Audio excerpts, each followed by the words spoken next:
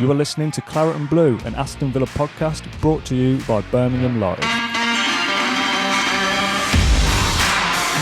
Hello and welcome back to another episode of the Claret and Blue podcast. On today's episode, we're going to assess the midfielders and the strikers. Last week we did goalkeepers and defenders, so if you've not seen that, you can go back and watch it. I'll put some links in the description and on the podcast feed.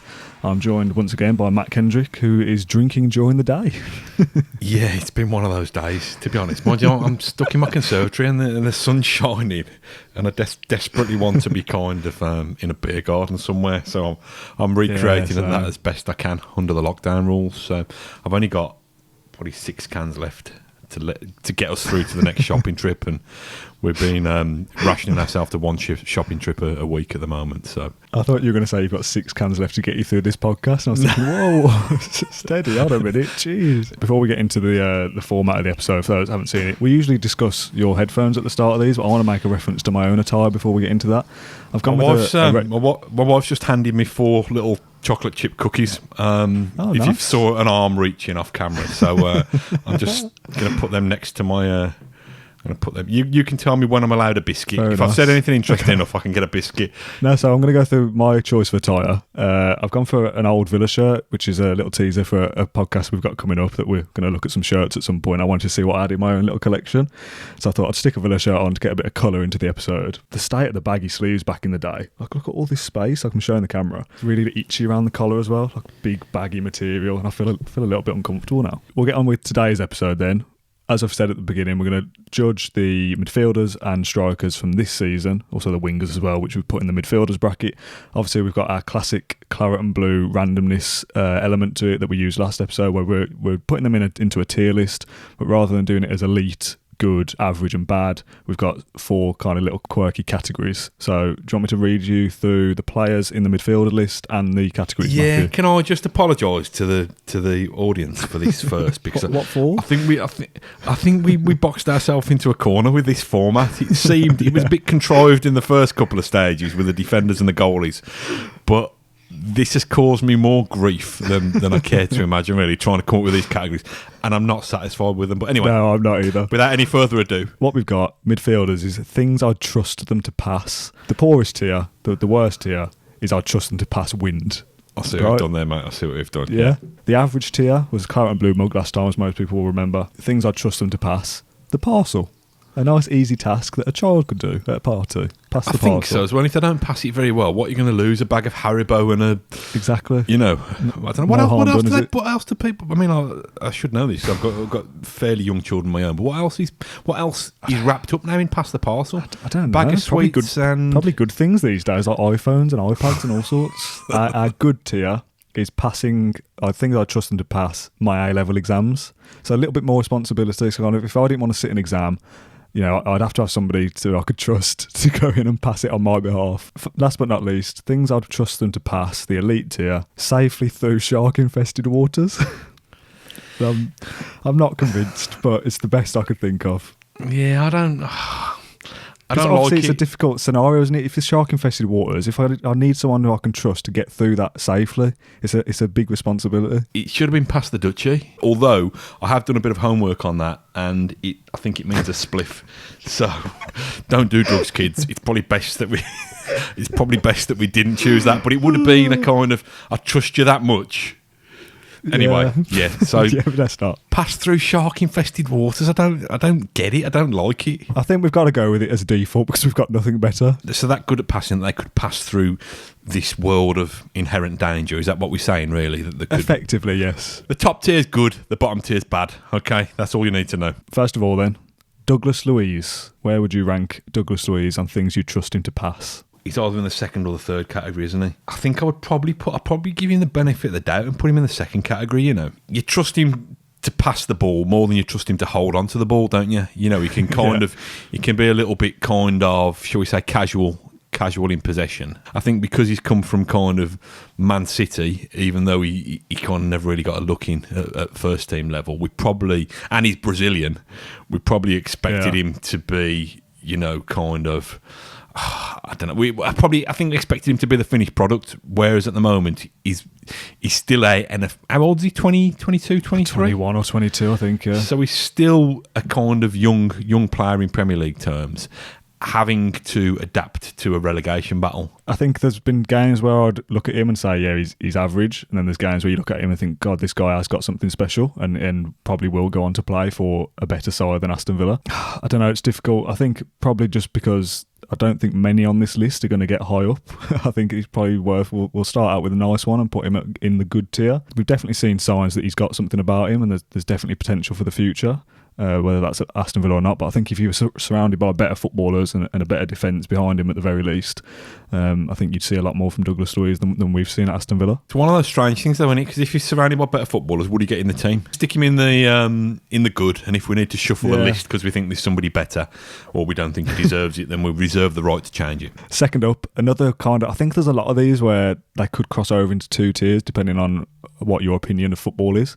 Second one is Conor Hourihane. It's really, really divides opinion, doesn't he? Oh, goodness me. Put him in the good one again. Do you think? I'm probably one of his fiercest critics because I don't think, if this was, I would trust him to control, as in control a game, or I would trust him to dictate. I think he could fall down a category, but I think passing is something he can do. I think if the category was the things we trust them to deliver, he'd be up there as well, that he delivers goals and assists. As much as he can go missing in games, and that the argument is that he'll have one good game and then two or three bad ones.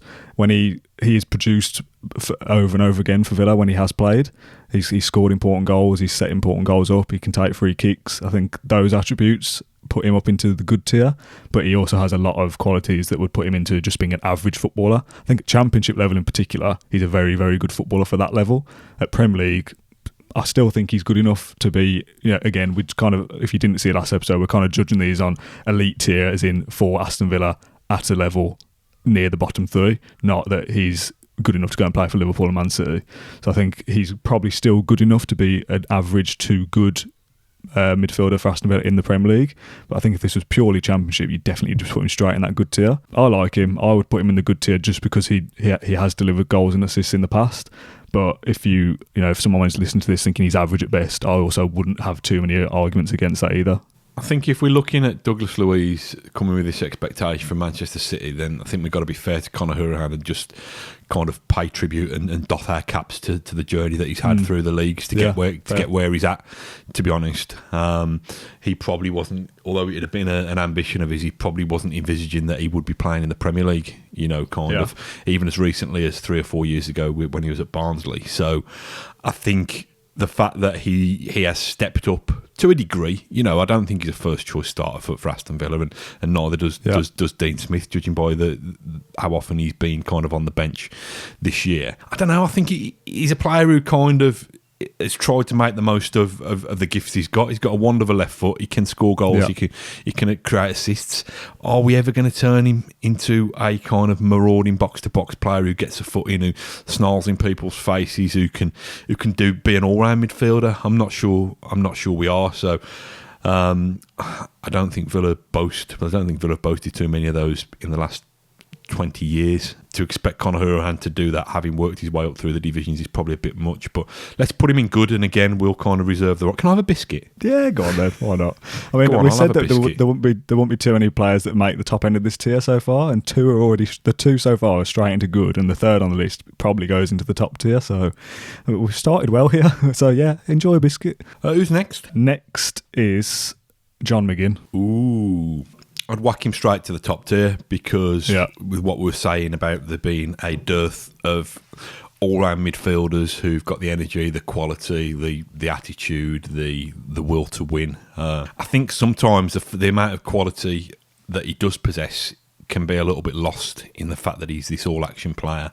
But we've said this before as well, haven't we? For £2.5 million, he's an absolute bargain. I think if you looked at him last year in the Championship to come in for £2.5 million and perform so well last year in getting us up to the Premier League, there was obviously always that question of the step up in division and quality, but you always kind of never felt that with him. That same with Jack, that that they're talented and the Premier League will be fine with them and arguably perform better in the Premier League. Being as we've got this horribly contrived category top tier that he's in, I actually think he'd be great at that. I think he could use his backside to fend off jaws. His little helicopter elbows as well, swimming through the water.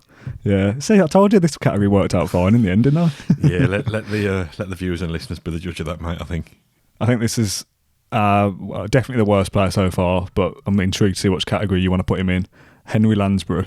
Oh, Henry. Oh, I think Lansbury's blessed with so much quality. I genuinely do. I think. Really? I do. I mean, he's not going to go anywhere near the top categories because we've not seen it. But I think he's got quality. I think he can pick a pass. I think he's got a bit of flair.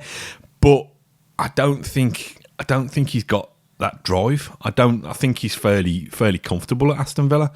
You know, he's had a massive pay rise coming from Nottingham Forest, and he's not done enough to convince several managers. So two managers, isn't it? Because it was Bruce who signed him, and subsequently Dean Smith.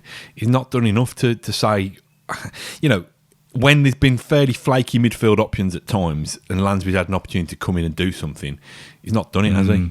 Yeah. I remember a point of this season, I think, there was calls of, it's not working midfield, let's just give Henry Lansbury a go, he might be the answer. And then he played one game and it was like, nah, he isn't. He's not the answer after all, is he? He's also not good enough to play in the Premier League. In my opinion, I'm not sure he's quite good enough to play at the top end of the Championship anymore, so... I agree in part that there's something there, and we've seen little flair moments here and there, and you think, oh yeah, he has got a bit of ability. And you also don't, this is a bit of a cliche, but you don't come through the Arsenal academy if you're not a good footballer in some capacity. But we've never seen it at Villa, so I think you could be very kind and put him in average, but I think for his time at Aston Villa, you might have to put him in the poor tier. I'd only trust him to pass wind. Ooh, it's a bit harsh. I mean, I'm trying to preempt who's coming next. I've gone blank. Stick him in there. I mean, I think he came with high expectations. He was tearing it up for Nottingham Forest. Captain as well. He came and played one game for Villa as if he was kind of Roy the Rovers and really owned it. And then it all went south from then. So, and what I would say is, what kind of name is Henry for a footballer? We haven't got to a Photoshop yet. So could you Photoshop Henry Lansbury's head onto Henry the Hoover, just for a laugh? Can you think of any clever Henry Hoover cleaning up puns about football or anything? Does anything come to mind? Lansbury sucks? I don't know. Yeah, fair. Next up on the list, if we were judging him for his name alone, I'd be very tempted to stick him in the top tier. But on footballing ability, Marvellous Nakamba. He has got a great name. He's another one, isn't he? Who's kind of part. He's not the finished article. He's got part of the abilities that he needs. I just think if we glued all of these together, we'd have a cracking player. If you want to qualify for that top tier, would you be good enough to compete for a place in the top 6 in the Premier League? I think that would qualify you for the top tier. Yeah. Likewise, the second tier, would you be able to play higher up the Premier League? Yeah, top half of the Premier League. Yeah, top 10. Well, we've also put Conor Hourihane to play for a top 10 team then as well. Do we agree with our own thesis there? Should we say top 14? Okay, yeah, fair. Average is kind of your decent-ish player to be in that bottom 6, aren't you? You're nothing special. You're not a standout player in the bottom 6 of the Premier League. And then poor is that you're not a Premier League footballer. Yeah, the thing with Marvellous Nakamba, he can produce some really high-octane kind of... real dominating performances in terms of being busy and covering a lot of ground and breaking things up. Yeah. But how often do we see him do a brilliant one of those every 7 or 8 games and then kind of just get sucked into... Did he play really well at Wembley? Or am I mixing that up with a different game? He did play well at Wembley. At Wembley. That's what I thought. But time is a blur at this point, so I wasn't sure. Well, fair play to him. You're only as good as your last game. So, so what are we saying then? Is he average? Yeah, third tier. Marvellous Nakamba, pass the parcel. I'm going to move Hourihane to his third tier by the end of it. Next up, Daniel Drinkwater. He made quarter-final, I think, of the top 20 worst players from the past decade. So there's absolutely no way that he cannot go in pass wind category here. Don't you think he's called Danny Drinkwater? If he drinks all that water, the shark no longer becomes a problem, does he? Do you know what I mean? Why? Sharks don't not eat you if you're full of water. If there's no water, if he can drink all the water, so Oh, the shark... all the sea water. Got you. Yeah, so no, I'm not... I thought you just meant, if he drinks like 10 pints of water, a shark won't eat him. But I understand now, yes. It's a weird time, mate. I don't know what I'm thinking. Yes, if he drinks all the water, the shark can't survive. Do you get where I'm at? He'd just he'd just stroll through them, wouldn't he? Like he strolls around the middle of the pitch. Yeah, stick him in the pass. You trust him to pass wind. It's been a kind of hastily arranged experiment that Villa didn't think they would have to do. They tried to do. It went wrong. And now, although we're waiting for an official update, I think from FIFA and UEFA, aren't we? Now, have they got because the season continues, are Villa lumbered with paying a chunk of Drinkwater's wages for a longer time? Put him in the pass win category, and let's move on to somebody more worthy of our time. Yeah, agreed. I thought as you were talking, then I thought of another disclaimer, but I've totally. Oh yes, got it. There's also almost a little bit of a disclaimer with this video, the worst players video and the best kits video that we've got coming up, or the best players or managers or whatever it is that we do. It's kind of difficult to judge them on one thing, isn't it? Because there was people saying that with the worst player video, it was almost we were judging on they were the worst signing rather than the worst footballer. So there's a lot of reasons why things that you can judge players for and against. That you could have said that Douglas Luiz earns an extra tier because he's got nice hair. Like, we're kind of judging these on it's not binary, is it? There's a lot of different factors why you don't like or dislike a player or a kit or a manager. So it's kind of Danny Drinkwater is a bad footballer and a bad signing. You call him Danny Jewelry Quarter then? Definitely not. Sound like calling him Danny Jewelry Quarter? I don't think so. Anyway, I'll have to watch back in the edit if I did. That's very weird, but I don't think so. Danny Drinkwater is a bad footballer and a bad signing, so he is in the bad tier, isn't he? That's a simple one. Whereas somebody could be a bad footballer. No, could you be a bad footballer but a good signing? Yeah, in theory, that it was a good signing at the time, but it didn't work out. Yeah, somebody who's worth more time than Danny Drinkwater, conveniently placed next to him on the list at random. Definitely, this was random. Jack Grealish. Yes, Jack Grealish has got to go into the top tier, hasn't he? We've said this time and again. He's carried Aston Villa at times on those huge chunky calves of his. We don't want to go too deep into the Jack Grealish controversy of recent weeks. Let's focus on Jack as a footballer. He's probably, I'm obviously a little bit older than you, Dan, so I've had the pleasure of seeing some of my heroes, kind of like Paul McGrath and David Platt and Dwight York and Gordon Cowan, some really, really talented players. I think this guy is up there, definitely up there with them in terms of his ability. Yeah. And I think the fact that he has been able to shine even in moments of struggle for Aston Villa gives you a sense of kind of him as a personality and as a character and as a leader as well. So he goes straight into the shark-infested waters. Whether he'll be able to pass through without trying to win a free kick would be a different matter. But he's brilliant, isn't he? He's a cracking player, and like I say, without getting too caught up in what's gone on in recent weeks, if there is to be any positive that comes out of it, it could possibly be the fact that Jack Grealish may have hopefully put off some of his suitors and that he stays at Aston Villa longer. It's a horrible way of looking at it, but we want to enjoy Jack Grealish in a Villa shirt for as long as we possibly can. Yeah, nice little silver lining there you found in that situation. He's by far the best midfielder at Villa, best footballer at Villa. It's a nice little segue to plug the Jack Grealish documentary that we did, kind of finding out about the person. And there's a lot of good that Jack Grealish does, let's not forget, off the pitch. And there's also been those occasions where he does things that aren't so good, and he makes himself look stupid, and he does things like we saw a couple of weeks ago, whenever that was. I'm not going to sit here and excuse that and say, well he's Jack Grealish, he's a good footballer, so he can kind of get away with it. He's done wrong, he's done something that he shouldn't have done. He's apologised for it, which, again, without going into it too much, I don't think the apology was brilliant. But we've already moved on past it a little bit, and I hope that the Jack Grealish has matured a little bit since that incident. But again, we've been in this situation before, haven't we, where we think he's it'll be the last time that he does something silly, and then something else comes up out of nowhere. So I'd like to think this is the last time now, and that he has learnt his lesson. But on the pitch, obviously he's the best footballer and has to go into that top tier. But he's definitely got some flaws off the field as well. But again, does do a lot of good for the community as well. So again, it's just, he's a human being, isn't he? He does good, he does bad. It is what it is. What's been your favourite Jack Grealish moment? Instantly, you obviously think of the 10-game winning run last year and him lifting that playoff final trophy at the end of it, and him singing Sweet Caroline in the hotel after. The Liverpool semi-final at Wembley. 2 hours later. First game he came back as captain and led us out for the first time. Was a special moment. The goal against Rotherham last year. You're doing well with narrowing it down, I must admit. Can I throw a random one in there? Go on, this is really random because you've spoken about his great goals and assists and that.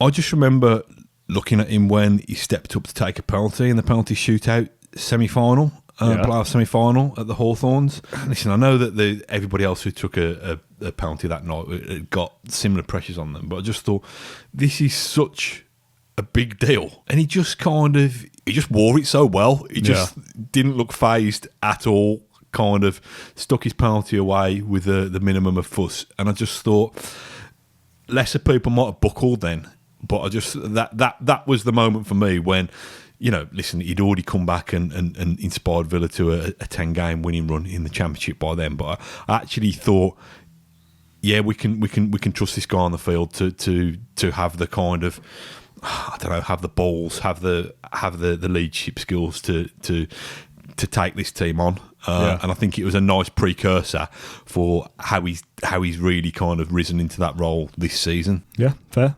Time to move on. Enough about the main man. Yeah. Next up is, so we're in the wingers now. Trezeguet. Looking at these wingers, I think they pretty much all go into the same category, I think. What, the second from bottom? Average, yeah. Yeah, I think so. I think it's almost the kind of, it's a winger's right, isn't it, to be in that category.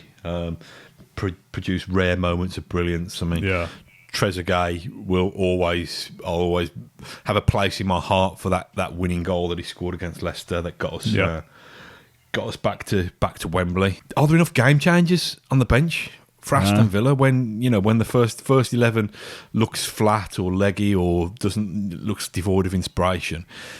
Do you think I'll bring Trezeguet on who's going to change the game? I mean, obviously we're doing this play-by-play, but I think you might as well just be replacing Trezeguet with the name El Ghazi at this point and put them both and talk about them in the same manner, that they're both average, that they've both done good things for Villa. But again, there's just too many times where you just think that I'm not seeing enough from them to... I mean, at the end of the day, all of these players have contributed to Aston Villa being in the bottom three as it stands. So none of them are brilliant, are they? I don't know. I don't think I could separate the two, Trezeguet and El Ghazi, which one I prefer. If you could only have one, if they both played on the same side, I think they both just go average, to be honest. It's part of the course, isn't it, for what Villa are at the moment and where they are. We had a little. I mean, is Andre Green in this category? Should we put him in there as well? Because he's there last year. So we had a time where we thought Andre Green was going to kind of deliver, didn't we, for a little while? My initial thought when I looked at this list is that Trezeguet and El Ghazi are both average. Again, I'm not sure which one I prefer. There's times where I've thought Trezeguet is the better footballer, and then there's times where I think El Ghazi is the better footballer. I tend to prefer the one who's not on the pitch. Yeah, that is a very Villa thing, isn't it? Genuinely, I think... Come on, bring the other one on. Let's have I don't have any expectation they're going to change the game, but I just think bring the other one. Fair, actually, Let's have a look at them. I think there's times where you could look at both and think maybe one deserves to just about be edged into good, maybe. But I think it's probably easier to stick them both in average. The Andre Green moment I remember is Sheffield United last year for the last minute equaliser. But besides that, has he done anything for Villa to not put him above Paul, really? Yeah, stick him in past wind and he can aspire to pass the parcel one day. Yeah, so we'll put him in the bottom tier. Trezeguet and El Ghazi are both going to go into average for me, I think, unless you disagree. I agree entirely with you. Average at best. Perfect. And then there's one more that we skipped ahead on the order of the list is Jota. I'd stick him in average. Is he better than Paul? Or is he poor? Again, I think, I don't know. I don't think we've seen enough of him to say he's definitely poor or he's definitely average. I think I might just stick him in average just because we got rid of Gary Gardner in return for him, so that's worth something to shout about. I think even Blue Nose who you talk to will say, well, he might have been our record signing, but did we, are we that bothered about him going? Keep harking back to that game against Everton, and he played that lovely through ball for Wesley's first goal, and we thought, crikey, he can pick a pass, and I think I've said this before, but he's not fast enough, he's not tricky enough, he's not cute enough at passing. He's kind of distinctly average in all of those things. Yeah. So if he was outstanding at one of those things, you could excuse him. If he's so good at spotting a pass, you could excuse him for lacking pace.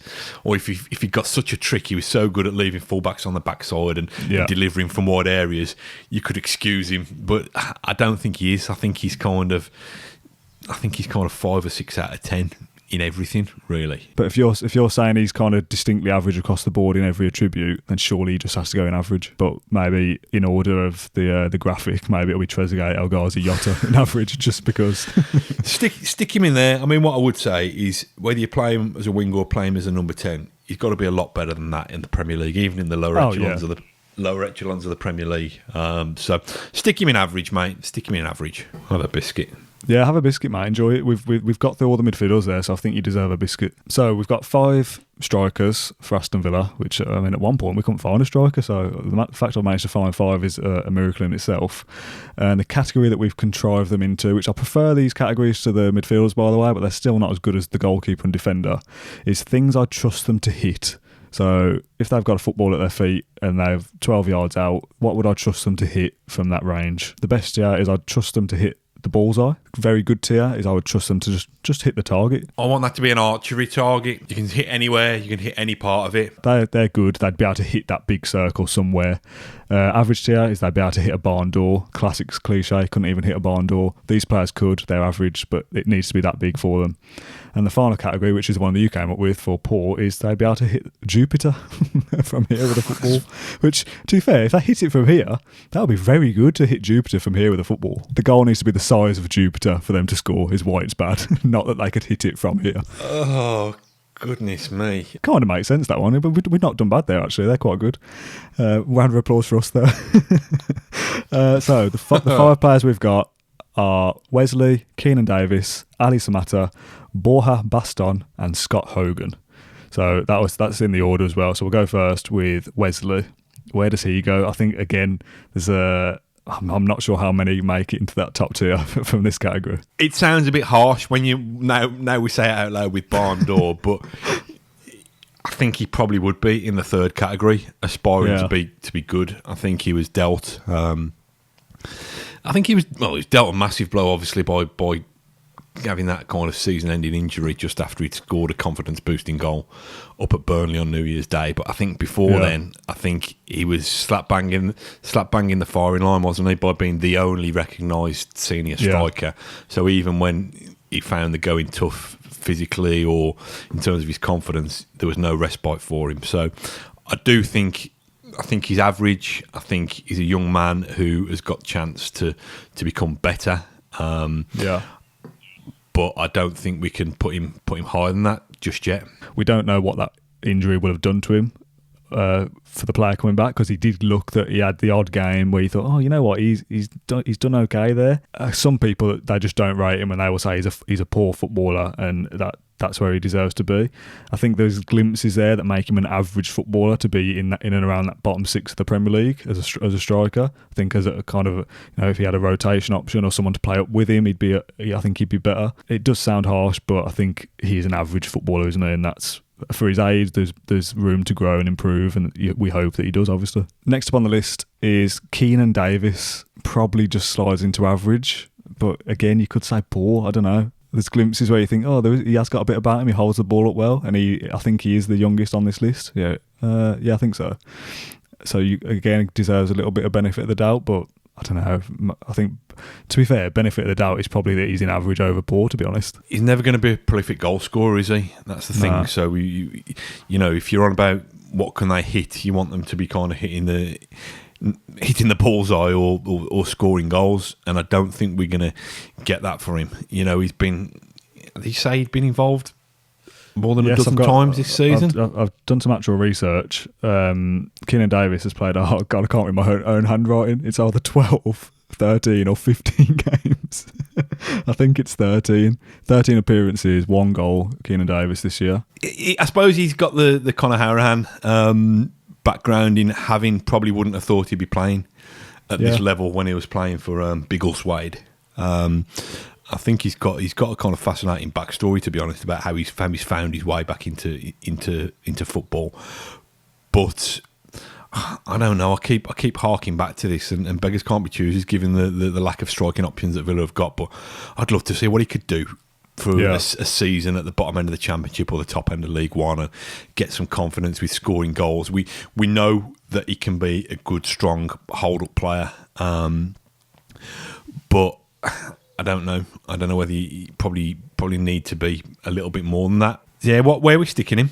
Well, based on the stats, Wesley's played 21, scoring 5, and we've stuck him in average. So I think Keenan Davis is kind of almost arguably lucky to also be called average. You just stick him in average for footballing ability, but I think the scenario of that he's injured a lot and he's not prolific in front of goal, you could say makes him a poor striker. I'd stick him in average, and I think he'd be quite happy with that, I think, if he's listening. Next up then, somebody that has played, how many is it? Let me see. 6 games, scored twice.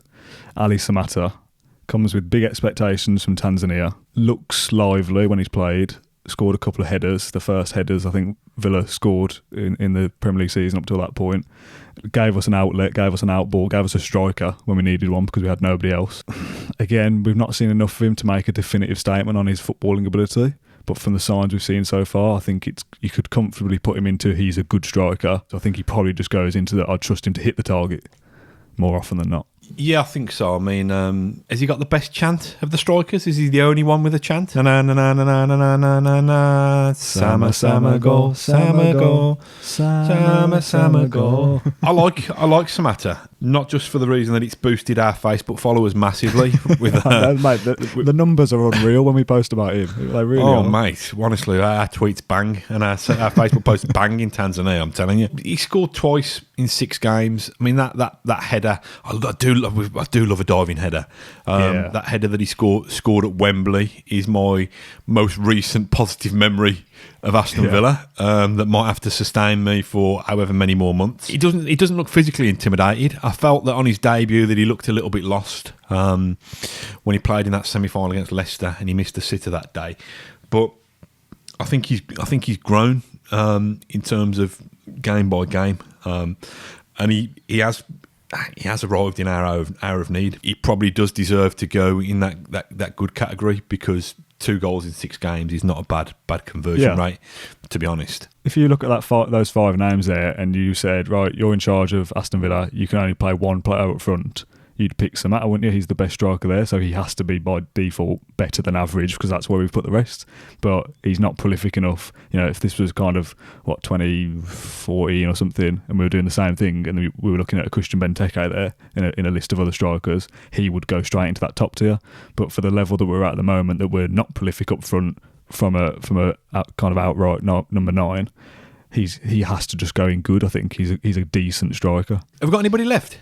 Yeah, there's 2 left. Oh my God. The fact that you can't even remember them tells you where these 2 are probably ending up. It's our massive deadline day signing, our massive scoop from Swansea. Free transfer, Borja Baston. What a pointless signing. Well, he need to be somewhere near the pitch for a start, wouldn't he? He's kind of the centre-forward's answer to Danny Drinkwater, isn't he? I think he was another one that kind of Swansea fans thought, really? You can take him off us? And we thought, well, no, give the bloke a chance. You know, everybody starts with a fresh slate. And just hasn't really. I mean, I suppose he's only come off the bench twice for a few minutes. Yeah, did his arrival coincide with a rare moment of fitness for Keenan Davis? It's harsh to judge him, but if he was anything like what Aston Villa needed, you'd trust that Dean Smith would be shrewd enough to have got him on the pitch a little bit more. And that hasn't been the case. You know, Swansea paid big money for him, so he's clearly a very good footballer in there somewhere. I just doubt whether we're going to ever actually see that in a Villa shirt. Yeah, agreed. Not much more you can say, is there? He goes straight in that bottom tier. And then the final one, Scott Hogan. Talk to me. I like Scott Hogan in terms of, I think he's an honest, kind of hard-working footballer. I think he's fallen into that kind of I don't know what you call it, the kind of Bosco Balaban, Sasa Churchic. I've had loads of them, haven't we? Loads of players who it just didn't work. It just became evident very quickly that they weren't going to be.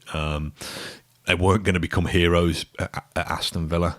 You know, careful what you say on an Aston Villa podcast, but I'm actually glad that he's kind of finding, or until this interruption, was finding a little bit of form and trying to get some confidence back, because I don't think it does a footballer any good or Villa any good to have somebody who's just kind of a member of the bomb squad, or whatever we call it nowadays. I think they need to be kind of trying to protect the asset, really, trying to think we can get some money back for him. So it was the same thing. It was that thing, wasn't it, back in January 2018? 17? Is that the year that we signed a load in January? Yeah, and I don't think there was ever a plan for how to get the best out of Scott Hogan. It was just kind of, oh, he's good. He's one of the Championship's most prolific players. Let's get him. He'll put the ball in the net. I think just by default, if you're looking at his Aston Villa career, for the money that we paid for him, and he's never really done anything of note, he has to go into that bottom tier. Looking at the figures I got from before, he scored 7 in 9 for Birmingham. Like, I know it's a Championship, but where was that for us in the Championship even? Like, it's not like we've been in the Premier League the last few years and he's not done it there. He didn't really get the opportunity with us either because of Tammy and Lewis Grabban and the rest of it. But when he did play, he didn't really do anything to make me think that he was worth the 12 to 15 million or whatever it is we paid for him. I agree that you want a footballer to do well, and as a person to enjoy their job effectively, and that he deserves to have risen up through playing non-league and all the rest of it. Got his big move to Villa, didn't quite work out, but gets to go and have a half decent career somewhere else. I think he probably goes into that poor category, but I almost feel like he deserves his own little category. I've been trying to think of a jokey title, so I've gone with things I'd trust him to hit it off at another rival club. So cheers, Scott. I think he'll prove himself to be a good. Well, he already is, isn't he? He's already proven at Championship level with Brentford, and I think he'll find his level there again. He's only on loan, although it could turn out to be the world's longest ever loan, depending on when football resumes. Are we finished? Are we done? I think so, mate. I think I've run out of biscuits and I've run out of Punk IPA. So I was going to say, that is every player on the list, so technically we are done, but are we going to waffle on for any longer about randomness, or are we actually finished now? Are we calling it a day? I think we're done, mate. Just to say thanks for sticking with us during this weird and worrying time. Like I said, we're going to... We're going to still bring you sparkling content throughout this time. We're going to keep making you list videos of here's 10 things we like and here's 5 things we didn't like, but we're trying to give everything its own little category, so plenty more stuff in the pipeline. Leave us your comments, iTunes reviews, all the rest of it. Speak to us on social media. I'd like to hear your opinions as well as you listening to ours, so do get in touch. Thank you, Matt, for indulging my waffle once again. Thank you, Dan, for letting me indulge your waffle once again. Sounds like a terrible euphemism. So let's please move on. Thank you very much, and we'll see you again soon. Yeah. Bye-bye. Take care and indulge your waffles. Take care. Bye-bye. Bye. Thank you for listening to Claret and Blue and Aston Villa podcast. If you enjoyed today's episode, then please do let us know. We love hearing your thoughts and comments. We'll be back soon with another episode. Until then, up the Villa.